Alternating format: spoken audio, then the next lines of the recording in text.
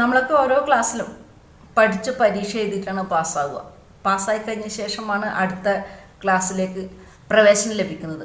പക്ഷേ ഇടതുപക്ഷത്തിൽ വിശ്വസിക്കുകയാണെങ്കിൽ, അല്ലെങ്കിൽ ഇടതുപക്ഷ വിദ്യാർത്ഥി സംഘടനയിൽ പ്രവർത്തിക്കുകയാണെങ്കിൽ പരീക്ഷയും വേണ്ട, വിദ്യാഭ്യാസം വേണ്ട, പാസ്സാവേണ്ട, സർട്ടിഫിക്കറ്റ് വേണ്ട. BA കഴിഞ്ഞാൽ പരീക്ഷ ഒന്നും എഴുതാതെ പാസ്സാവാതെ നേരെ MAക്ക് പ്രവേശനം നേടാം.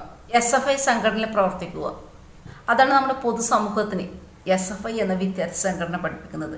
SFI സംസ്ഥാന സെക്രട്ടറിക്ക് BA പാസ്സാകാതെ MAക്ക് അഡ്മിഷൻ കൊടുത്തിരിക്കണം എറണാകുളം മഹാരാജാസിൽ. ഇന്നലെ ഇത്തരത്തിൽ പഠിക്കാതെ പരീക്ഷ എഴുതാതെ പാസ്സാവാതെ BAക്കും MAക്കും ഒക്കെ പോയിട്ട് SFIയുടെ സംസ്ഥാന സെക്രട്ടറി ആയിട്ട് പ്രവർത്തിക്കുന്ന ഇവനൊക്കെ നാളെ കേരളത്തിൻ്റെ മുഖ്യമന്ത്രിയോ ആഭ്യന്തരമന്ത്രിയോ ഒക്കെ ആയിത്തീരും.